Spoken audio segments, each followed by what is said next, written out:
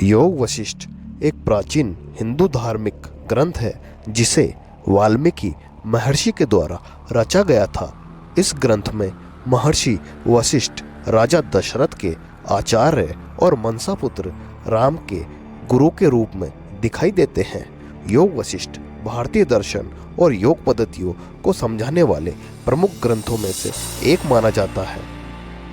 तो चलिए आपको योग वशिष्ठ के हिंदी संक्षिप्त के अंदर पहला प्रकरण जो वैराग्य प्रकरण है उसकी ओर लेके चलते हैं। वीडियो के अंत तक बने रहिएगा। अगर आपको योग वशिष्ठ का पहला अध्याय हिंदी में सुनना है और ज्ञान की प्राप्ति करनी है तो चलिए शुरुआत करते हैं। सृष्टि के आरंभ में संपूर्ण भूत जिनसे प्रकट होकर प्रतीति के विषय होते हैं, स्थिर काल में जिनमें ही स्थित होते हैं और प्रलय काल आने पर जिनमें ही लीन हो जाते हैं, उन सत्य स्वरूप परमात्मा को नमस्कार है। ज्ञाता, ज्ञान और ज्ञेय, दृष्टा, दर्शन और दृश्य तथा कर्ता, कारण और क्रिया, इन सब का जिसने ही आविर्भाव होता है उस ज्ञान स्वरूप परमात्मा को नमस्कार है। जिनसे स्वर्ग और भूतल आदि सभी लोकों में आनंद रूपी जल के कण स्फुटित होते हैं, प्राणियों के अनुभव में आते हैं तथा जो समस्त जीवों के जीवनधार हैं, उन पूर्ण चिंतमय आनंद के महासागर रूप परम ब्रह्म परमात्मा को नमस्कार है। पूर्व काल में सुतीष्ण नाम के प्रसिद्ध कोई ब्राह्मण थे जिनके मन में संशय छा गया था। अतः उन्होंने महर्षि अगस्त्य जी के आश्रम में जाकर उन महामुनि से आदर पूर्वक पूछा, भगवान आप धर्म के तत्व को जानते हैं, आपको संपूर्ण शास्त्रों के सिद्धांत का सुनिश्चित ज्ञान है, मेरे हृदय में एक महान संदेह है, आप कृपया पूर्वक इसका समाधान कीजिए। मोक्ष का साधन कर्म है या ज्ञान है अथवा दोनों? इन तीनों पक्षों में से किसी एक का निश्चय करके जो वास्तव में मोक्ष का कारण हो उसका प्रतिपादन कीजिए। ऋषि अगस्त्य जी ने कहा, ब्राह्मण, जैसे दोनों ही पंखों से पक्षियों का आकाश में उड़ना संभव होता है, उसी प्रकार ज्ञान और निष्काम कर्म दोनों से ही परम पद की प्राप्ति होती है। इस विषय में एक प्राचीन इतिहास है जिसका मैं तुम्हारे समक्ष वर्णन करता हूँ। पहले की बात है, कारुण्य नाम से प्रसिद्ध एक ब्राह्मण थे जो अग्नि वैश्य के पुत्र थे। उन्होंने संपूर्ण वेदों का अध्ययन किया था तथा वे वेदांग के पारंगत विद्वान थे। गुरु के यहाँ से विद्या पढ़कर अपने घर लौटने के बाद वे संध्या वंदन आदि कोई भी कर्म न करते हुए चुपचाप बैठे रहने लगे। उनके मन में संशय भरा हुआ था। पिता अग्निवेश ने देखा कि मेरा पुत्र शास्त्रों कर्मों का परित्याग करके निंदनीय हो गया है। तब वे उसके हित के लिए इस प्रकार बोले। अग्निवेश्य ने कहा, बेटा यह क्या बात है, तुम अपने कर्तव्य कर्मों का पालन क्यों नहीं करते हो? बताओ तो सही, यदि सत्कर्मों अनुष्ठानों में नहीं लगोगे तो तुम्हें परम सिद्धि कैसे प्राप्त होगी? तुम जो इस कर्तव्य कर्म से निवृत्त हो रहे हो, इसमें क्या कारण है, यह मुझसे कहो। कारुण्य बोले, पिताजी, आजीवन अग्निहोत्र और प्रतिदिन संध्या उपासना करें, इस प्रवृत्ति रूप धर्म का सृष्टि कहाँ से आ रहे हैं? सृष्टि और स्मृति ने विधान अथवा प्रतिपादन किया है। साथ ही एक दूसरी श्रुति भी है जिसके अनुसार न धन से, न कर्म से और न संतान के उत्पादन से ही मोक्ष प्राप्त होता है। मुख्य यतियों ने एकमात्र त्याग से ही अमृत स्वरूप मोक्ष सुख का अनुभव किया है। पूज्य पिताजी, इन दो प्रकार की श्रुतियों में से मुझे किसके आदेश का पालन करना चाहिए? इस संशय में पढ़कर मैं कर्म की ओर से उदासीन हो गया हूँ। अगस्त्य जी कहते हैं, तात सुतीष्ण पिता से यों कहकर वे ब्राह्मण कारुण्य चुप हो गए। पुत्र को इस प्रकार कर्म से उदासीन हुआ देख पिता ने पुनः उनसे कहा। अग्निवेश्य बोले, बेटा मैं तुमसे एक कथा कहता हूँ, उसे सुनो और उसके संपूर्ण तात्पर्य का अपने हृदय में निश्चय कर लेने के पश्चात तुम्हारी जैसी इच्छा हो वैसा करो। सुरुचि नाम से प्रसिद्ध कोई देवलोक की स्त्री थी जो अप्सराओं में श्रेष्ठ समझी जाती थी। एक दिन वह मयूरों के झुंड से घिरे हुए हिमालय के एक शिखर पर बैठी थी। उस समय उसने अंतरिक्ष में इंद्र के एक दूत को कहीं जाते देखा। उसे देखकर अप्सराओं में श्रेष्ठ महाभाग सूची ने इस प्रकार पूछा, महाभाग देवदूत, आप कहाँ से आ रहे हैं और इस समय कहाँ जाएंगे? यह सब कृपा करके मुझे बताइए। देवदूत ने कहा, भद्रे सुनो, जो वृत्तांत जैसे घटित हुआ है वह सब मैं तुम्हें विस्तार से बता रहा हूँ। सुंदर बहु वाली सुंदरी धर्मात्मा राजा अग्निश्रेष्ठ अपने पुत्र को राज्य देकर स्वयं वीतराग हो तपस्या के लिए वन में चले गए और अब गंधमादन पर्वत पर वे तपस्या कर रहे हैं। वहाँ वन में जो ही उन्होंने दुस्तर तपस्या आरंभ की, त्यों ही देवराज इंद्र ने मुझसे आदेश दिया, दूत तुम यह विमान लेकर शीघ्र वहाँ जाओ। इस विमान में अप्सराओं के समुदाय को भी साथ ले लो।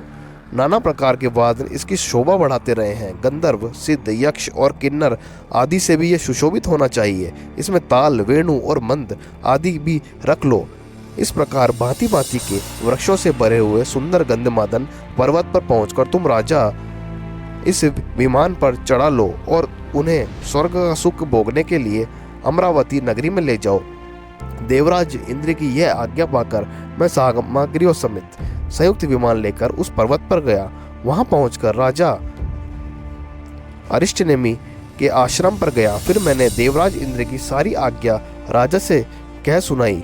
सुबह वे मेरी बात सुनकर संदेह में पड़ गए और इस प्रकार बोले, देवदूत, मैं आपसे एक बात पूछना चाहता हूँ, आप मेरे इस प्रश्न का उत्तर दें। स्वर्ग में कौन कौन से गुण हैं और कौन कौन से दोष, आप मेरे सामने उनका सुस्पष्ट वर्णन कीजिए। स्वर्ग लोक में रहने के गुण दोषों को जानने के पश्चात मेरी जैसी रुचि होगी वैसा करूँगा। मैंने कहा, राजन, स्वर्ग लोक में जीव अपने पुण्य की सामग्री के अनुसार उत्तम सुख का उपभोग करता है।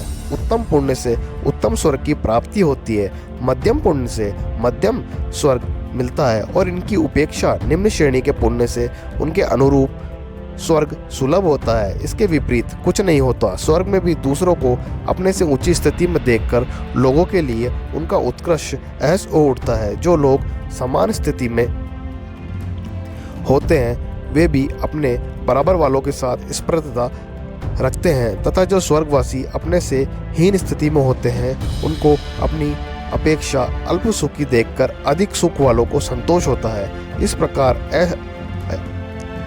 असहिष्णुता, स्पर्धा और संतोष का अनुभव करते हुए पुण्यात्मा पुरुष तभी तक स्वर्ग में रहते हैं जब तक उनके पुण्यों का भोग समाप्त नहीं हो जाता। पुण्यों का क्षय हो जाने पर वे जीव पुनः इस मृत्यु लोक में प्रवेश करते हैं और पार्थिव शरीर धारण करते हैं। राजन, स्वर्ग में इसी तरह के गुण और दोष विद्यमान हैं। भद्रे, मेरी यह बात सुनकर राजा ने इस प्रकार उत्तर दिया, देवदूत, जहाँ ऐसा फल प्राप्त होता है उसी स्वर्गलोक में ही नहीं जाना चाहिए।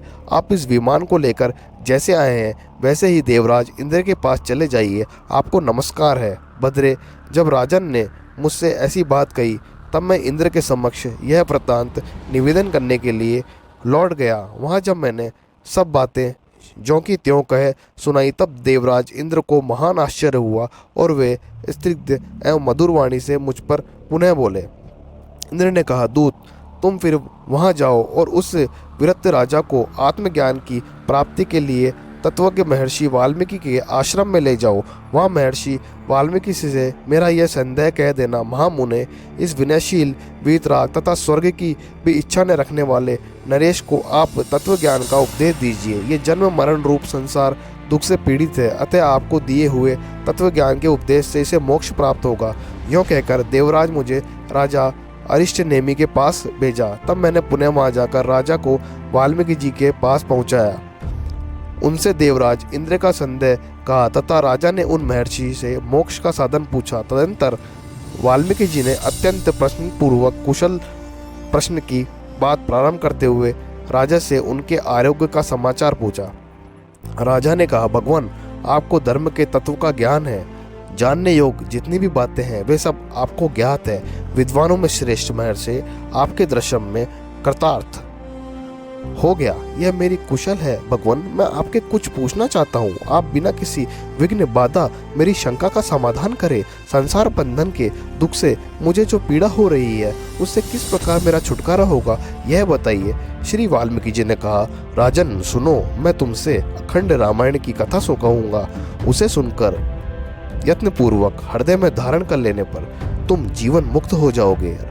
राजेंद्र, वह रामायण महर्षि वशिष्ठ और श्री राम के संवाद रूप में वर्णित है। वह मोक्ष प्राप्ति के उपाय के लिए मंगलमय कथा है। मैंने तुम्हारे स्वभाव को समझ लिया है, अतः तुम्हें अधिकारी मानकर मैं तुमसे वह कथा कहूँगा। विद्वान नरेश, सुनो।